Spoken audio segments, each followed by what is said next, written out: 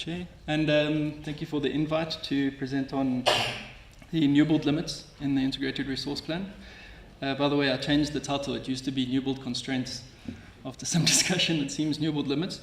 I guess in a modeling environment, they are mathematical constraints, but new build limits in the Integrated Resource Plan.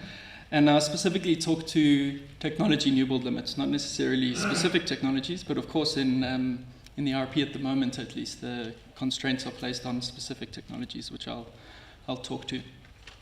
So an interesting outcome of the new IRP, or at least the draft of it, is that it did investigate the implications of an unconstrained least cost case. That's the IRP1. Whilst keeping these new build limits on some of the other scenarios. And I've just highlighted some of the paragraphs from the IRP. I'm not sure if you can see it that well. It doesn't seem to have come out very well, but the scenarios studied included the removal of annual new build limits, and that resulted in a least cost option towards 2050, so beyond 2030 all the way towards 2050. And imposing, but however, having said that, imposing new build constraints or annual new build limits. Switched off. Maybe I'll just talk to it for now, and the pretty pictures I'll show you when it comes back. But imposing these new build constraints or new build limits on renewables results in a cumulative new build capacity and energy mix that's quite different towards 2050, but very similar to 2030. So why would we put new build limits on any technology, whether it's PV or wind or coal or nuclear or gas? There could be various reasons, and I've just listed a few of them here. One of them could be import or transportation link limitations, so that's around your infrastructure, your ports, or roads to then transport the infrastructure to the sites where they need to get to. It could be the ability of the industry to deliver. I think that was highlighted in the opening and the discussion from the chair. So, but that could also relate to skills, to the development of the project. It could relate to construction and the required equipment to do that. And then the last two is really related to the power system. So it's the available transmission and distribution networks to then evacuate the power to where it needs to be to end users. And then the last one is an integration issue, so system security, system stability, the ability of the power system to operate reliably and securely. I see we still don't have this slide, so I'll just talk to it. The new build limits means exactly that. So in the optimization that's run as part of the IRP in the various scenarios, all technologies are considered unconstrained unless you implicitly constrain them. So in any given year, all the way from the starting year, 2016, all the way to the end year, 2050 or beyond, you are allowed to build any technology, any amount of capacity, and there's no limits. When you then impose that, you inherently constrain the solution down to a much smaller solution space, and you can then only build certain types of technologies in particular years. So these have been applied to two specific technologies, as mentioned already, PV and wind, while all of the other technologies are considered, at least at this stage, unlimited. So there's no new build limits on an annual basis for any of the other technologies. One other note quickly was that these limits are also constant as the power system grows. So although the demand forecast starts to indicate that the power system does get bigger, they stay constant, so they don't necessarily grow with the power system. And thus far, at least, and it was part of some of the previous comments that the CSR did provide as part of the RRP inputs to the department, was there wasn't a justification provided for these limits. I think there's a range being provided, and we've given a listing of that in the previous slide, but at the moment there's no necessarily a justification provided.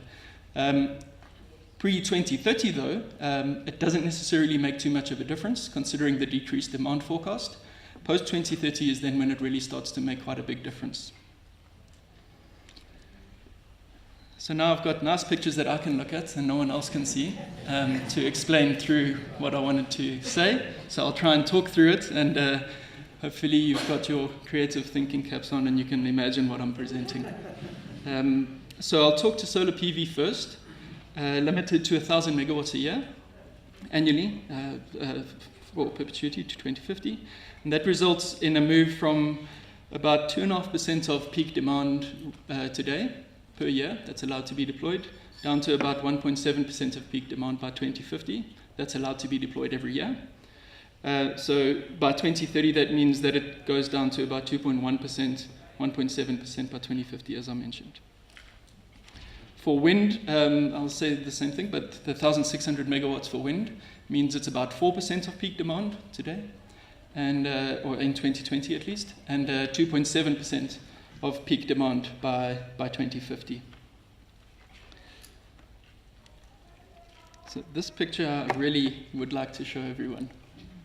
That it was just I really wanted to provide a global context for what these new build limits mean and what other countries globally are doing. And specifically, if you could call them the leader countries that have really started to deploy a lot of solar PV. These could include countries like Germany, Spain, Italy. They've been deploying quite considerable amounts of this technology for quite a while now, since the early 2000s. But from 2005, 2006, 2007 onwards, beyond 5% per year is what they have been installing for most of them. Then some of the follower countries that came after that, towards more 2010, 2011, 2012, countries like the UK, countries like Australia, like Japan, really then also started to ramp up, and they started to deploy in the region of more than that, 7 to 10% of their system peak demand in solar PV specifically. More recently than that, there's been a second wave of follower countries, and that second wave of follower countries includes China and India, where China and India have been deploying in the region of 8% and 6% respectively of their system peak demand for the last 4 years consistently. When you compare that relative to what I was talking to in the previous few slides, where there was around the 1.7 to 2.1%, effectively what that means is countries are already deploying today what we feel we can deploy by 2050. So it just puts that all into context, that we may not necessarily be fully justified in constraining these technologies, considering the cost that they are coming in at, and that we've started to see as part of the Renewable Energy IPP procurement program. So I'll move to wind, and maybe I'll share this afterwards with everyone, the pictures of it. But on wind specifically, very, very interesting picture as well, very similar. Leader countries like Germany again, like Spain, like Ireland, they really started to deploy significant amounts of wind. Possibly a bit, yeah. See, it is actually quite a nice picture, just telling you. Maybe I'll just go back to solar PV quickly, just to talk you through it. So this is the picture that I was showing you from 2007 all the way to 2017. You can see the leader countries in green. You can see the follower countries more in the sort of orange tinge, yellowish tinge. And then the follower second wave countries, China and India in the gray, deploying more recently. So you can see how that started to happen over the years, for over about the last decade or so. I've also superimposed what South Africa has done as part of the REIPP program. So you can see the red there, what we've already been doing. Of course, in 2017, we didn't deploy anything in solar PV, mostly because most of the bid windows have been constructed and they're already operating, and none of the new bid windows had been signed at that stage. Now, if we move along to the wind one, very similar, but comparing it relative to the new build limits that are applied, you can see that, again, those leader countries in the green, the follower countries in the yellow, and then South Africa in the red. You can start to see how these countries have been deploying on an annual basis as a percentage of their peak demand, these types of technologies that are considered in the IRP. Now, when you sum all of this up and you get a cumulative number, this is what it's starting to look like. Again, the green, the leader countries, the yellow, the follower countries, and the grey being the second wave. You can start to see how those countries have deployed and got to a point where some of them have slowed down. An example is Spain, but others like Germany, not necessarily. More importantly, the follower countries that came after that are really also on this significant steep incline where they're deploying a significant amount of PV. And then the follower second wave countries, China and India specifically, have really started to deploy in the last 5 years, and you can start to see them really ramping up there. I've also put in red there again, South Africa and where we are as a percentage of peak demand. And then also just superimposed a few scenarios there from the IRP outcomes already and some of the draft IRP 2018 outcomes. From the IRP 2016 base case is the grey one, so it was quite low there. You can see mostly because the demand forecast was quite high, so on a relative basis the penetration levels weren't very high. When you then look at the IRP1, which is the unconstrained scenario, it's quite a bit higher, but not considerably higher than all of the other scenarios where solar is constrained in terms of deployment levels. But most importantly, in the recommended plan, where we only go to 2030, You can see the dotted line there is also quite similar, but it is below in the longer term, where it looks like the optimal case is going towards 2050, so that RP1 case, that least cost optimal case. So if I move on quickly to wind, again, the green being the leader countries and the orange being the follower countries. So Germany, Spain, and Ireland are on that significant upward trend in terms of wind deployment, and doesn't show much sign of stopping in most of those countries. In China, India, Brazil, you can also see significant deployments, maybe just spread over a bit of a longer time period, but you can see on that upward trajectory. South Africa, actually very similar. As part of the RIPP program, you can see the trajectory we're going on.